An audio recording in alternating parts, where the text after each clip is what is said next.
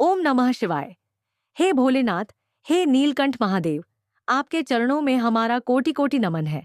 आज हम सुनेंगे उस पावन व्रत की कथा जिससे न केवल संतति की प्राप्ति होती है बल्कि जीवन के समस्त दुखों का अंत भी होता है। शनि प्रदोष व्रत कथा। प्राचीन काल की बात है। एक नगर में एक धर्मपरायण सेठ और उसकी धर्मपत्नी रहते थे। धन वैभव सुख सुविधाओं की कोई कमी नहीं थी, लेकिन संतान न होने के कारण उनका हृदय सदा शोक से भरा रहता था। वो हर मंदिर, हर संत, हर उपाय अपना चुके थे, परंतु उनके आंगन में बालक की किलकारी न सुनाई दी। एक दिन सेठ जी ने निर्णय लिया, धन कमाया बहुत, अब ईश्वर की शरण में चलते हैं। सेठ जी ने व्यापार नौकरों को सौंपा और पत्नी के साथ तीर्थ यात्रा पर निकल पड़े। नगर से कुछ ही दूर एक घने वन में एक योगी ध्यानमग्न अवस्था में बैठे थे। सेठ जी और सेठानी श्रद्धा से उनके चरणों में बैठ गए। हे महाराज, हम जीवन की सबसे बड़ी पीड़ा लेकर आपके द्वार आए हैं, संतानहीनता। साधु ने आंखें खोलीं और मुस्कुराते हुए कहा, हे सेठ, तुम्हारा दुहक मुझे झात है। तुम शनि प्रदोष व्रत करो। यह व्रत महादेव को अति प्रिय है। इसके प्रभाव से असंभव भी संभव हो जाता है। साधु ने उन्हें व्रत की विधि बताई और शिवजी की यह वंदना सिखाई। हे रुद्रदेव शिव नमस्कार, शिव शंकर जगगुरु नमस्कार, हे नीलकंठ सुर नमस्कार, शशिमौलि चंद्र सुख नमस्कार, हे उमाकांत सुधि नमस्कार, उग्रत्व रूप मन नमस्कार, ईशानीश प्रभु नमस्कार, विश्वेश्वर प्रभु शिव नमस्कार। वंदना सुनकर सेठ सेठानी भाव विभोर हो गए और साधु के चरणों में झुककर आशीर्वाद लिया।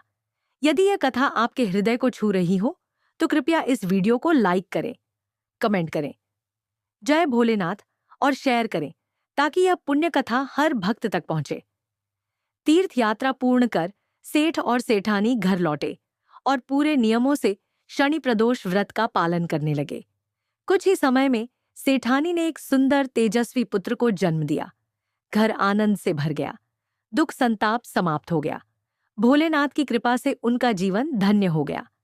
एक और कथा है, अत्यंत प्रभावशाली, जिसे गर्गाचार्य ने सूत जी से पूछकर सुनी। एक निर्धन ब्राह्मण की पत्नी दुखी होकर शांडिल्य राशि के पास पहुंची। हे मुनिवर, मेरे 2 पुत्र हैं, धर्मगुप्त और शुचिव्रत। हम अति दरिद्र हैं, कोई मार्ग बताइए जिससे हमारा जीवन सुधर जाए। ऋषि बोले, शिव का प्रदोष व्रत करो, यह व्रत चमत्कारी है। माता और दोनों पुत्रों ने नियमित व्रत करना आरंभ किया। एक दिन शुचिव्रत तालाब पर स्नान को गया और उसे मार्ग में एक स्वर्ण कलश मिला, धन और रत्नों से भरपूर। वह दौड़कर घर आया और मां को दिया। माता ने कहा, यह सब शिवजी की कृपा है, यह तुम्हारा है, प्रसाद स्वरूप है। माता ने धन देखकर शिव महिमा का वर्णन किया। राजपुत्र को अपने पास बुलाकर बोली, देखो पुत्र, यह धन हमें शिवजी की कृपा से प्राप्त हुआ है, अतः प्रसाद के रूप में दोनों पुत्र आधा आधा बांट लो।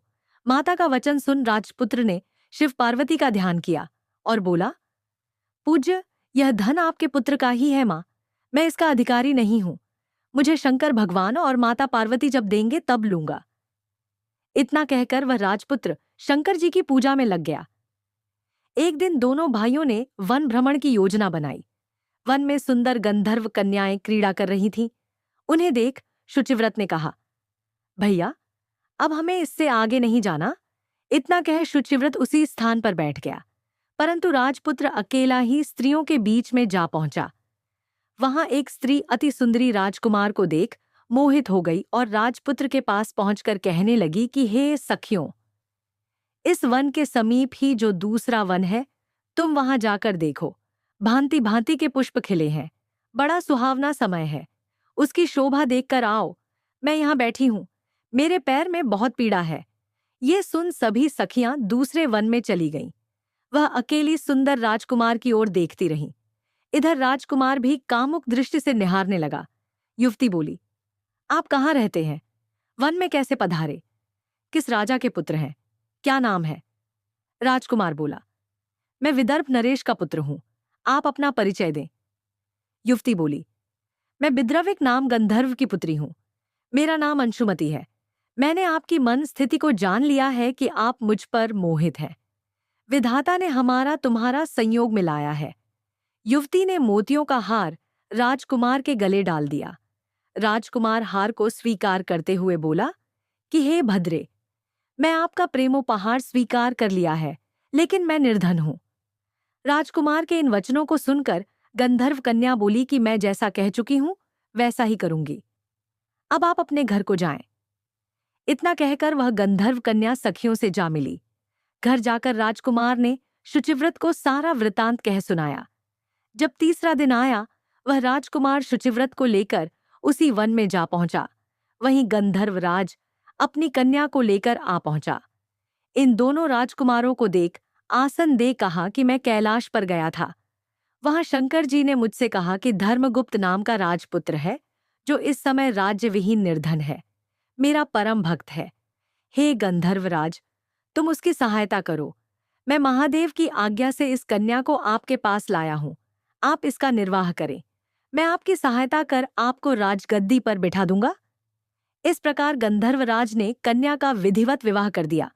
धर्मगुप्त को अपार धन, सौंदर्यवान पत्नी और अंततः राजगद्दी प्राप्त हुई।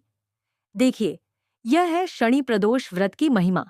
जो इसे सच्चे मन, भक्ति और श्रद्धा से करता है, उसे शिव स्वयं कृपा करके सुख, संतान और वैभव प्रदान करते हैं।